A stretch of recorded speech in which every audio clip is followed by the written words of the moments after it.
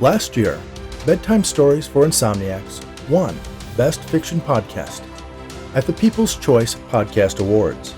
This year, we hope to do it again, but we need your help.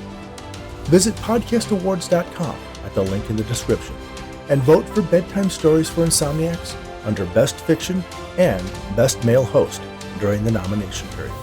And in return, I'll tell you a really cool story. Starting now.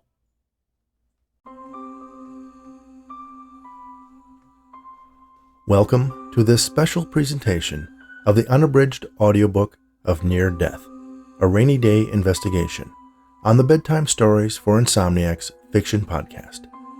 Near Death introduces Dr. Jennifer Day, anthropology professor and parapsychologist, to skeptical police detective Nate Raney. It is inspired by the life and work of co-author Lloyd Auerbach and was originally brought to life as a screenplay by myself, Lloyd, and my longtime writing partner Arnold Rudnick. In Near Death, Nate nearly loses his life during a robbery and is, in fact, clinically dead at one point. When he recovers, he struggles to make sense of information he seems to have gotten from a dream that helps him track down the robbers who shot him. Jennifer is convinced he had a near-death experience, but he remains skeptical, finding logical alternate explanations for what's happening. While Nate's on medical leave, Jennifer convinces him to join her on an investigation she's conducting for a woman who has an unwanted ghostly visitor. Their efforts end with them solving a decades-old cold case. So sit back and enjoy Near Death, a rainy day investigation by Rich Hosick, Arnold Rudnick, and Lloyd Auerbach. Chapter 2. The police car went airborne for a second and a half when it crested the top of the hill. The blaring siren and flashing blue and white lights mounted on the dashboard gave just enough warning to the other cars and pedestrians in its path to get out of the way. The passenger, Detective Nate Raney, sat passively as if this was a Sunday drive in the country. He wore a bespoke suit with a clean white shirt and a silk tie that gave him the look of someone older than the 30-odd years he'd been kicking around. The driver was a stark contrast to Nate. Max Lee was a younger Asian man. His hair was spiked in place with gel, and a sparse week's worth of beard covered parts of his chin, jawline, and upper lip. He wore a sport coat, but it clearly was something off the rack. And the t-shirt he wore underneath it declared that he would wear the jacket, but screw the tie. His eyes had the look of a maniac on a mission. "You know," Nate said to his partner, "you're really not supposed to use the siren unless we're on official business." "Yeah, I think you've mentioned that before. But I remind you, we are on official business," Max insisted. "We're buying a birthday present for the captain. Doesn't get any more official than that." Nate sighed, knowing better than to argue with the headstrong detective. He was a good cop who had just seen one too many Lethal Weapon movies. "That's the place up there," Nate told him, pointing to a storefront for a high-end gift shop. "Got it," Max said. "You see any parking spaces?" "Kinda hard to tell while you're going 60 miles per hour." "Never mind, I see one." Max cut the wheel hard to the left, swinging the back of the car around and sliding it into a spot on the opposite side of the street. Nate reached over and killed the siren and lights.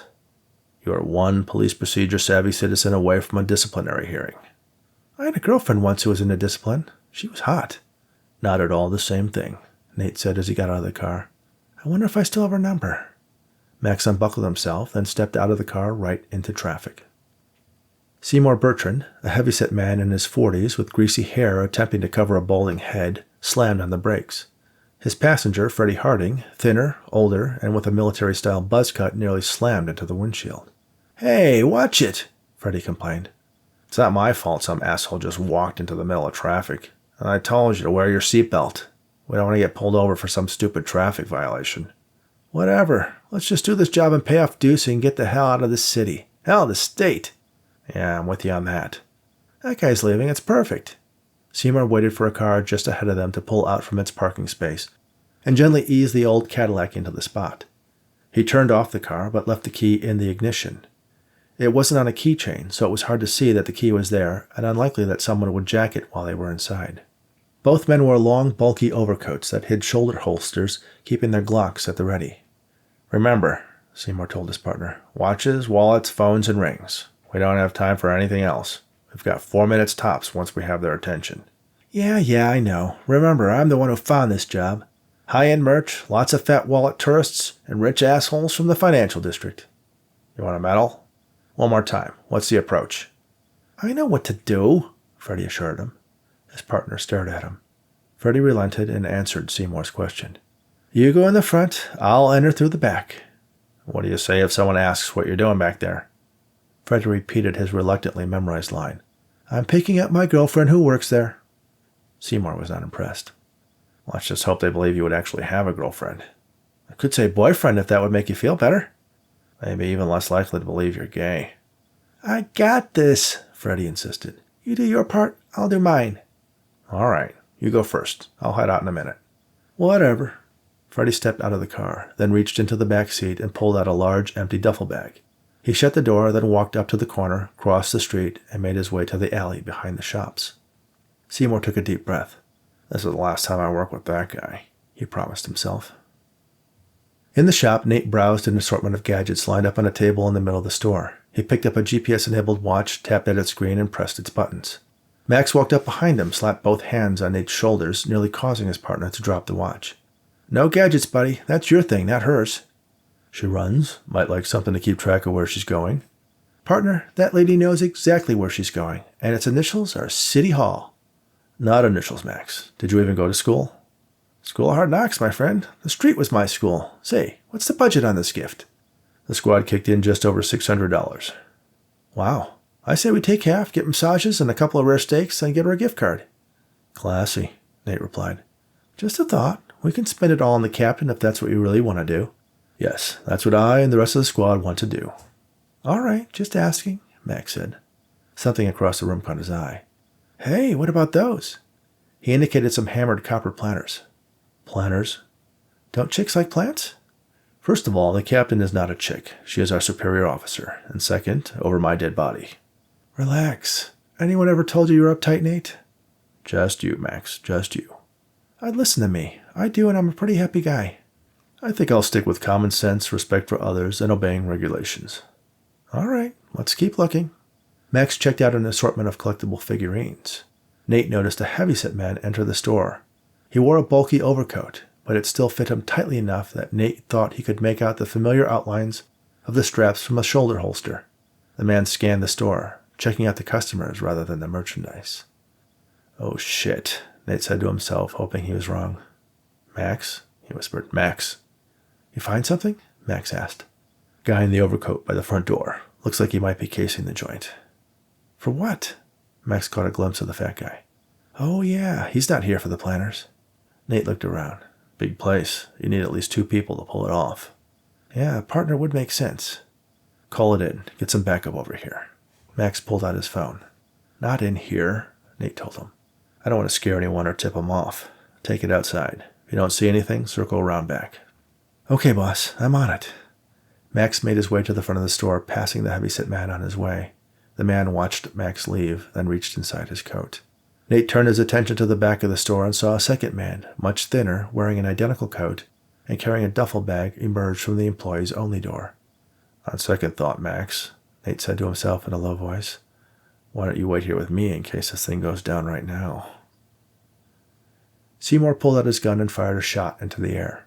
It was a dramatic move, but in his experience it scared the shit out of everyone around him, and scared people made terrible witnesses and generally did what they were told.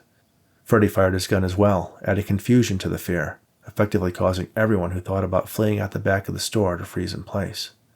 Sorry to inconvenience anyone, Seymour announced, but this is a robbery. If you do what we say, you could be on your way quickly and alive. If you don't, I can't make that promise.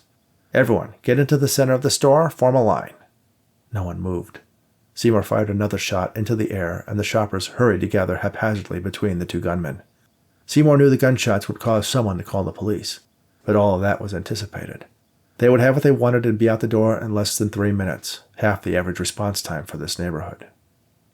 Nate considered reaching for his gun, but without backup in a store full of civilians, that scenario just did not play. Instead, he mingled with the other shoppers waiting for backup. Since Max hadn't come bursting back in with his gun drawn, he assumed he was still making his way to the rear entrance, unaware that the situation had escalated. Nate slipped his phone out of his jacket pocket and started tapping out a message to Max on the screen. "Hey, you," the skinny man said, tapping Nate on the shoulder with his gun. He held out his oversized gym bag. "Let's have that." Nate managed to hit the send button as he dropped the phone in the bag. "Get in line," the skinny man ordered. Nate fell in line with the others, positioning himself in the middle. "Come on, shoulder to shoulder, no funny business. Have your phones, wallets, watches, and rings ready when I walk by."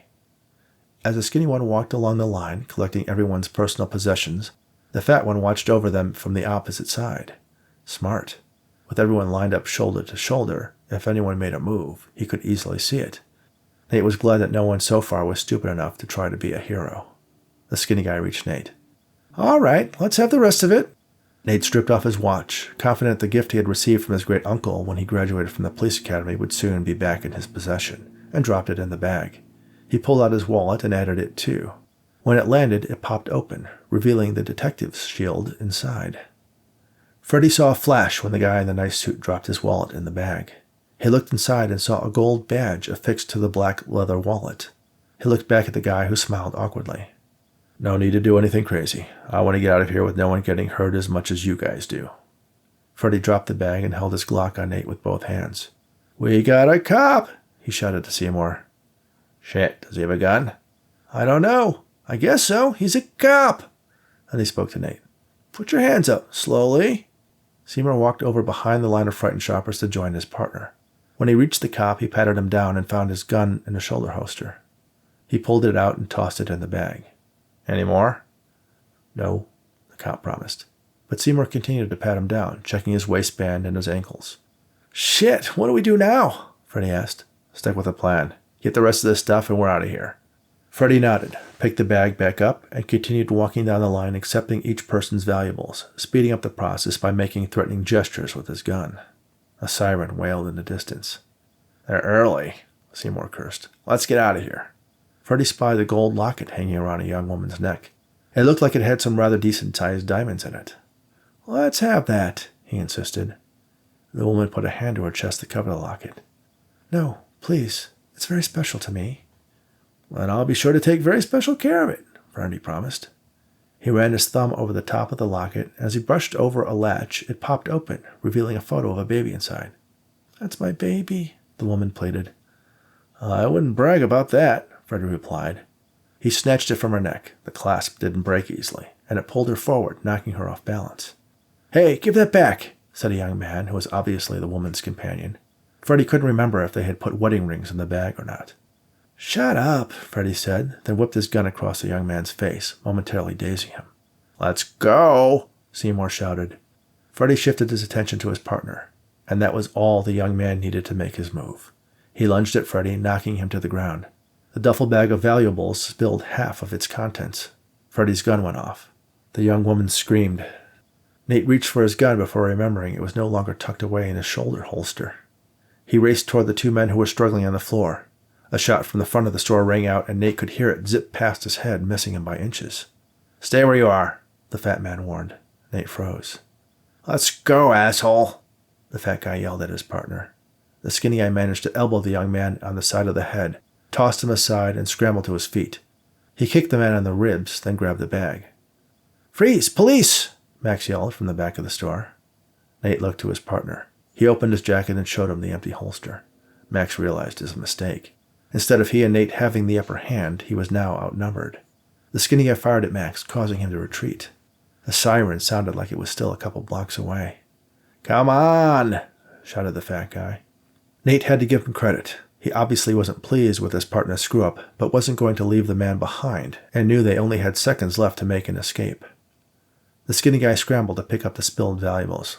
"Leave it," the fat guy ordered. The skinny guy reluctantly grabbed what he could and turned toward the front of the store while the fat guy held his gun on the customers. Both of them were now on the other side of the civilians from Max, who couldn't possibly have a clear shot. Then, Nate's worst fear materialized.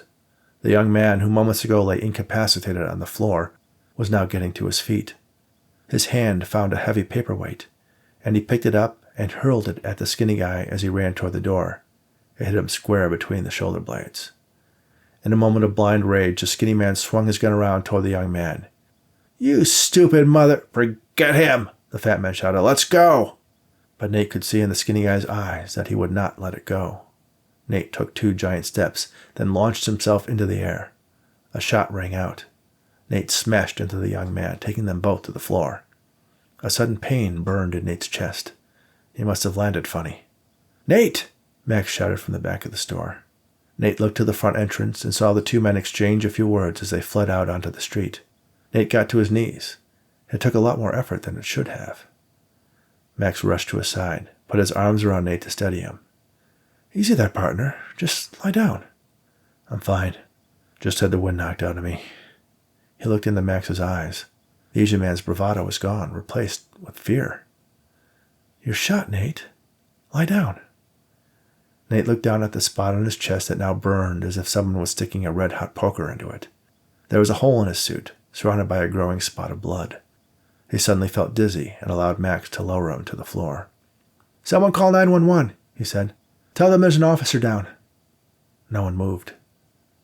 "Sounds like they're already on the way," someone said. "That's just more cops. I need an ambulance." "They took our phones," one of the other shoppers told him. Max pulled out his own phone and tossed it to the shopper. He returned his attention to Nate, peeled back his jacket to inspect the wound. Blood pumped out in weak spurts. Max placed his hands over the wound and applied a hard, steady pressure. "Stay with me, Nate. Hang on," he pleaded. "You were right," Nate said. "Right about what?" "We should have gotten a gift card." Max laughed. Nate felt the world fading away. His eyes closed, and his head fell to one side. Chapter 3. Nate looked down at the street. Wait, that wasn't right. He couldn't have been looking down because he was lying on a stretcher being rushed out of the gift shop. One paramedic was pushing the gurney while a second was astride Nate, pressing down on a stack of blood-soaked gauze over the wound in his chest. Yet somehow he was watching it all happen. "Get him to county. I've got an escort for you and the trauma team is waiting," Max ordered the paramedics. "You got it," one of them replied. Max put his phone to the side of his head. "He's on his way, Cap. I'll meet you at the hospital." "Someone should call his mother." He ended the call and stopped to watch the paramedics slide Nate into the back of the ambulance. He ran a hand through his spiked hair and turned away. Nate knew that Max, despite his current outward appearance and action, was lost. He was taking control of the situation because he had lost control of his feelings. His partner had just been shot, and the poor kid was probably blaming himself, replaying the scene in his head 100 different ways, trying to figure out how he could have stopped something that had already happened. "Wasn't your fault," Nate said, or rather thought. No one seemed to react to his words. The street grew brighter, as if someone had shined a huge spotlight on it. No one else seemed to notice. Nate looked behind him and saw a bright light. It wasn't blindingly bright, but rather inviting and comforting. He wanted to go toward it, to go into it. For a moment, he thought he saw a shape in front of the light, a silhouette, and heard someone saying, faintly, "Not now." He turned away. The cop in him took over. He searched the street for any sign of the 2 gunmen. They were probably long gone, but he felt a strong drive, a powerful need to find them. Oddly, he realized he didn't so much want to find them for himself, but so that Max could be at peace. The ambulance arrived at the trauma center, and a team was waiting to transfer Nate from the stretcher to a hospital gurney. They wheeled him inside while the paramedics fed information about their patient's vitals to the doctors and nurses. "Take him directly to surgery," one doctor ordered. "They're waiting for him." The trauma team raced through a series of doors, each held open by a nurse or orderly so that their progress to the elevator was unimpeded. The ride up to the 3rd-floor surgery suites took longer than any of them liked. Another cleared path was waiting for them when they exited the elevator, and he was handed off to the surgery team. The lead doctor inspected the wound. "Let's get some more blood on him right away. He's going to need it." A portable x-ray machine gave them a look at what they were dealing with. The bright white lead of the bullet lay just a fraction of an inch from his heart. "Lucky son of a bitch, he's got a chance." Nate watched the doctor open his chest while a nurse suctioned away excess blood. Clamps were applied to vessels as they dug their way down through the flesh to where the bullet that killed him sat. Killed him was the right way to think about it, Nate realized. He was dead. Wasn't he? The pain from the gunshot wound was gone, though. That could be the anesthesia. Maybe there was a mirror above the operating table, and he was one of those rare patients who was awake during surgery, but paralyzed and unable to speak. "Got it," the doctor announced, and dropped the bullet into a waiting tray with a solid clink. The operating room team knew what to do next.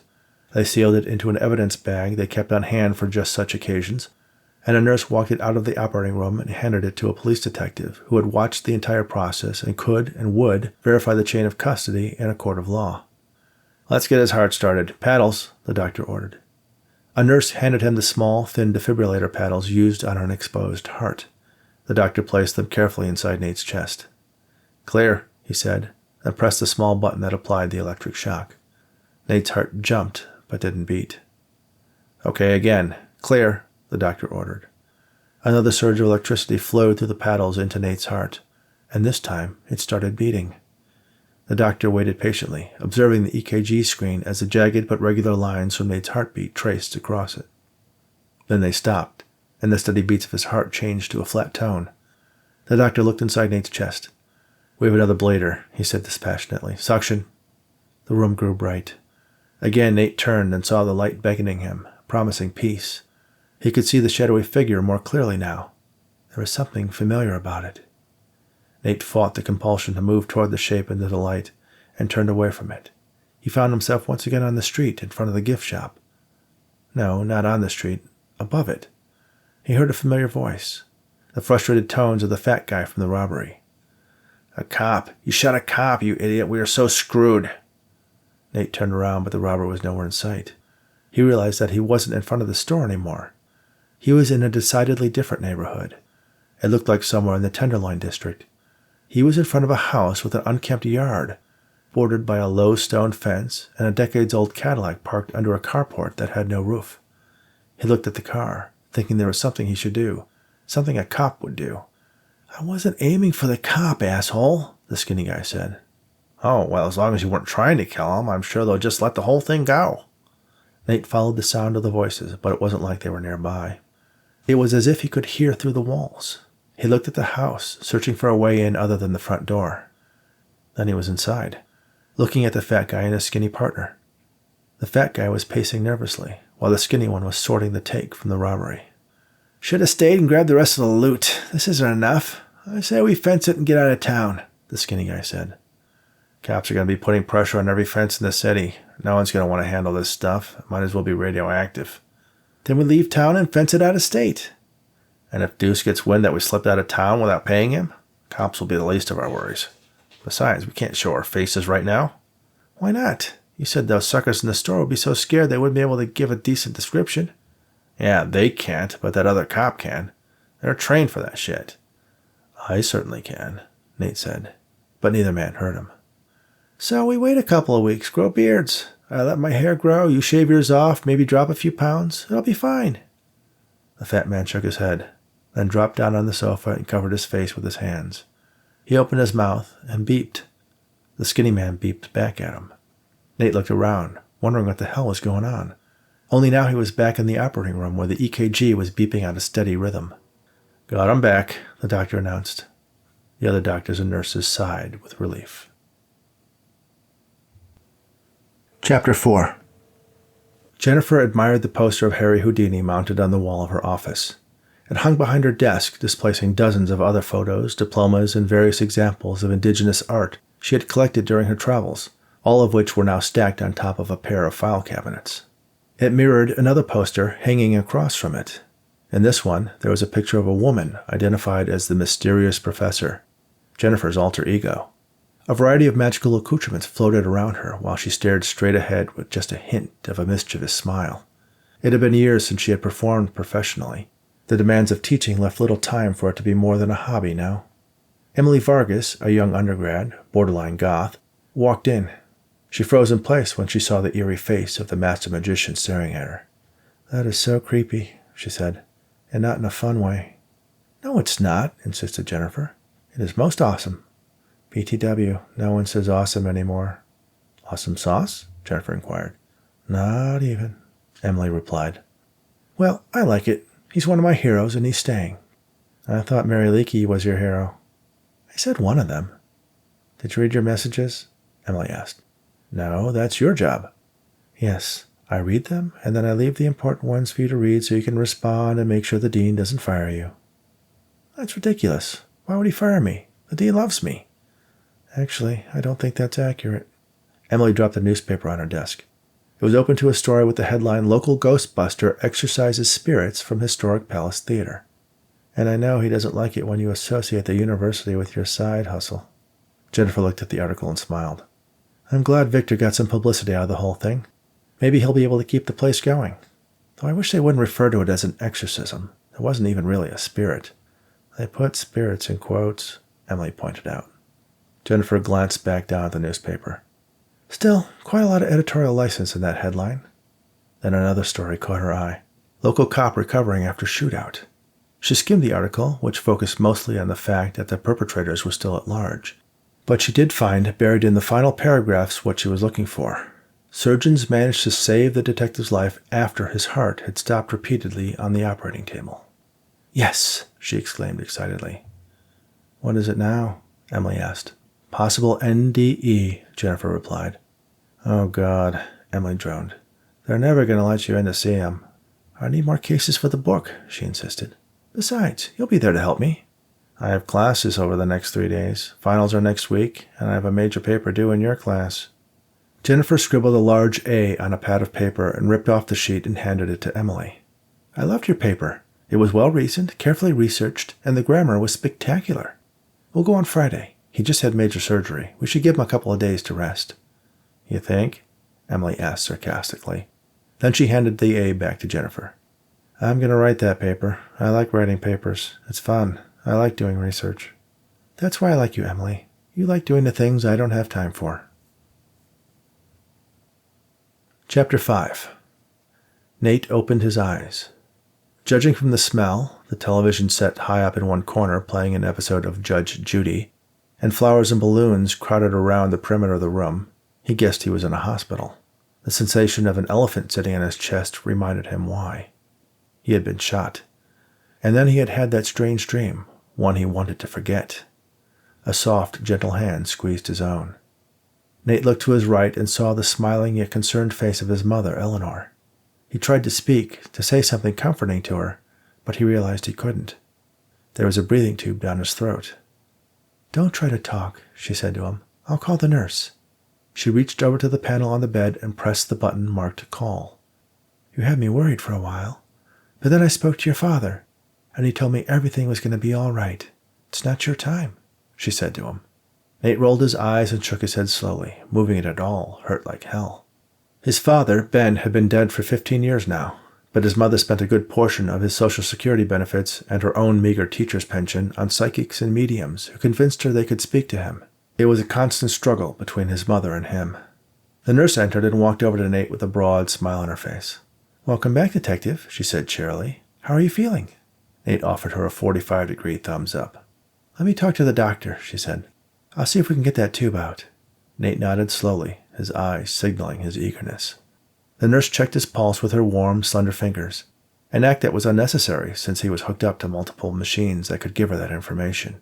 "By the way, I'm Izzy. I'll be right back," she promised. Once she left the room, Eleanor leaned into Nate and whispered, "I think she likes you." Nate's status as an unmarried, childless man was the other topic of conversation that generated conflict between him and his mother. The nurse returned with a small cart and started unstrapping the ventilator mask. "Hey, look who's awake," said Max's exuberant voice from the doorway. He noticed Eleanor sitting at the bedside and stepped over and put a comforting hand on her shoulder. "How's he doing, Mrs. R?" "He's awake," she said. The nurse proceeded to remove the breathing tube from Nate. He tried to speak, but ended up coughing instead. "It may be difficult to talk for a little while. Do you have a sore throat?" Izzy asked. Nate shook his head. He cleared his throat and turned to Max. "My rabbit ate 22 Easter eggs." "What?" asked Max, confused. "What?" Nate answered, equally confused. "You said your rabbit ate some eggs. You have a rabbit?" "Did you get a pet deer?" Eleanor asked. "What are you two talking about? I asked if you caught the bastards who shot me." "Sometimes the anesthesia does funny things," Izzy offered. Max shook off his confusion. "Okay, my bad. We haven't captured them yet, but every cop in the city is on it. We'll get them." Nate nodded. A doctor entered and stepped up to the bed. "Hello there, Detective Raney. I'm Dr. Cullen." Nate recognized him as the doctor he saw in the operating room in what he remembered as a foggy dream. "Have we met before?" Nate asked. "First time I saw you was when I pulled a bullet out of your chest. You gave us quite a scare. Thought we lost you a couple of times on the operating table, but you kept coming back." "Thank you for saving my son," Eleanor said. "From what I hear, he was the hero," the doctor added. He turned back to Nate. "From 1 to 10, how is the pain?" Nate considered the question. The pain in his chest was constant, but as he tried to lift his right arm, he realized it was in a sling. A sharp twinge shot through his shoulder. He winced. "I was going to say 5, but I think I just bumped it up to an 8, he answered hoarsely. The doctor gently positioned Nate back on the bed, adjusting his arm to an angle that offered immediate relief to the discomfort. When the bullet entered your chest, it essentially split into 2 fragments. One ended up about 2 millimeters from your heart. The other ended up in your shoulder. We removed it, but you're going to need some additional surgery before you can experience the kind of mobility you had before." The words took a moment to sink in. Nate shot a look to Max, who looked away. He, too, knew the consequences of what the doctor said. Nate's right arm was his shooting arm. If he couldn't qualify in the range, he would be removed from active duty. They both knew fellow officers who had experienced career-ending injuries. Putting it into perspective, Nate knew he was lucky to be alive, but the prospect of sitting behind a desk for the rest of his career was not appealing. "Thank you, doctor," was all Nate could manage to say, but the disappointment in his voice was apparent to everyone in the room. "All right, everyone," Izzy announced. "He needs rest." "I'll make sure the orthopedist stops by to explain things to you more completely," the doctor assured him. "Come on, Mrs. R., let me take you to lunch," Max offered. Eleanor considered, then turned to Izzy. "Will you take care of my boy while I'm gone?" "Absolutely," Izzy promised. Eleanor stood and took Max's proffered arm. "Then I accept your kind offer," she said. "Don't worry, Nate. I'll be a gentleman," Max assured his partner. "Why start now?" Nate asked sarcastically. Max escorted Eleanor out of the room. The doctor offered Nate a reassuring nod and followed them out. Izzy made one last check and positioned the remote with the call button near his left hand. "Let me know if you need anything." Nate nodded. 2 thoughts swirled in his mind. First, the men who shot him were still at large. And second, he would likely not be able to participate in tracking them down. In one moment, his life had changed direction. The question remaining was where that change would lead him. Thank you for listening to Near Death, a Rainy Day Investigation by Rich Hosek, Arnold Rudnick, and Lloyd Auerbach on the Bedtime Stories for Insomniacs fiction podcast. If you're enjoying this free presentation, I hope you'll post a review on Amazon, Goodreads, or Audible. That, and sharing this podcast with anyone you know who enjoys audiobooks, are the best ways to show your support. If you'd like to know more about the host of Bedtime Stories for Insomniacs and learn about my other novels, visit richhosek.com and stop by rainyanday.com for more information about this series. That's RANEY and DAYE.com. Thanks again, and all the very best.